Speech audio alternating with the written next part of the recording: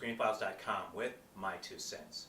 What I want to discuss today is that a few months ago was learned that there's going to be a remake of John Landis's An American Werewolf in London. This shouldn't surprise anyone, frankly, because studios typically remake things because that name, that title, is already in the public consciousness. So, let's say if they want to remake A Nightmare on Elm Street, a lot of people have heard of that already.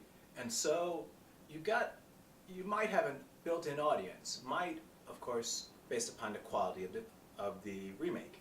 So that brings a certain amount of potential profit to it. So I get why movies are remade. Conversely, you have, let's say, newer ideas like The Bye-Bye Man, which hasn't been well received and will probably not be a sequel. So I get the idea of remakes. I don't like them, but I get them. So when I heard they were going to make a remake of An American Werewolf in London, two reactions came to my mind.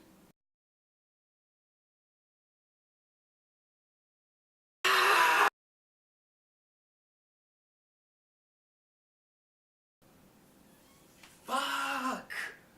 Then I started to think about it a little bit and came to the conclusion that it's not a bad idea to remake this movie. To my mind, there's only one reason why An American Werewolf in London has achieved the notoriety that it has, and that's because of the effects by Rick Baker. They're great practical effects, and at the time, keep in mind, CGI was not of the nature it is today, in which it's pretty much used to do everything. They didn't have that option, so they made it all practical, and it's brilliant effects work. Some of the best ever. That's what people think of, whether they know it or not, when they think of An American Werewolf in London. It's the groundbreaking special effects, not necessarily the movie itself. It was recently on Netflix as well, so I watched it. And its story is pretty simple. People go on moors, people attacked by werewolf, becomes werewolf. That's the heart of the story. And of course it's not quite that simplistic in that he has to cope with what's going on around him, adapting these changes and so on and so forth. But that's the heart of the story. It's a very simple story. In fact, it almost reminded me of a child's fable in its simplicity. So I don't think a remake could necessarily hurt it. It's not a lot there. And I have to emphasize, I don't mean that in a bad way. It's just not a very complex movie. It's really not. Conversely, if they were remaking Joe Dante's The Howling, that I would take issue with, because The Howling, story-wise, is more engaging, it's more twisty, it's more in-depth than American Werewolf in London. And The Howling also has great special effects. Not quite on the par of An American Werewolf in London, but great effects nonetheless. So for that movie, a remake would bother me a lot. For this one, I wouldn't mind seeing another interpretation of it, to be totally honest, because as I said, it's just such a simple movie. Not a lot to it. Now, here's the rub, though.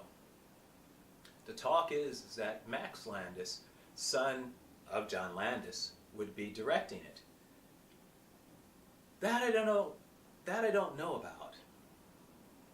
I've seen one of Landis's movies, Me, Him, His, Him, Her, something like that. Wasn't a great movie. Wasn't terrible, wasn't great. I find him as a person, well, I can't necessarily speak to him as a person, I don't know him. But from what I've seen of him, he strikes me as a bit obnoxious, a bit irritating in some ways. But that doesn't necessarily mean that he can't direct the movie. I guess I would be fine with Max Landis directing a remake of An American Werewolf in London, as long as he doesn't write it. I've actually tried to watch Chronicle, didn't like it. As I said, me, him, hers, it. me, him, her, whatever the title of that movie is, wasn't too impressed by that either. I think Max Landis is an overrated writer, and so if he's just directing it, it might do okay. But the thing is, I guess what troubles me a little bit is that, as I mentioned earlier, the strength of An American Werewolf in London is not its story, it's its visual effects. And if a remake doesn't somehow up the ante, I don't see what the point of it is. And when I say up the ante in terms of practical effects. An American Werewolf in London with CGI replacing the practical would, for me, make no sense. Literally, there's no point to that. It makes Underworld and movies of that ilk have shown us that you can do CGI werewolves. They don't tend to look very good, but you can do it. It would have to be practical. It would have to be like the movie that inspired it, supposedly, all practical werewolf effects. And if Max Landis follows that route, like the movie he's remaking, I don't know if it matters all that much if it's not a great movie. American Werewolf in London, let's be clear, is not a great movie. It's an entertaining movie. It's a watchable movie, but it is not a great movie. It's good. It's enjoyable. But as I said, it's not great.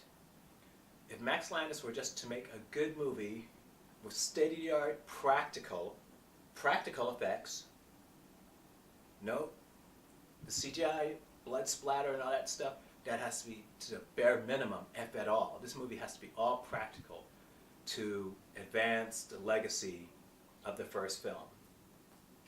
And if it goes that route, frankly, the story would matter a little less to me. It would be less important. That's not to say I wouldn't mind it if it were terrible. That's not true. Great effects typically can't save a terrible story. But what a great effect can do is make a so-so story better. Make a good story even better as well. So if that happens, Max Landis' interpretation of this movie shouldn't be a problem. After all, let's look at the latest example of that, and I think that would be X-Men Days of Future Past. It wasn't a bad movie by any stretch. It wasn't a great movie either, but there was one special effects sequence with Quicksilver that elevated the entire movie. Sure, the character wasn't a character, it's a Deus Ex Machina for the most part, but it was such a revelatory special effect that it elevated everything else.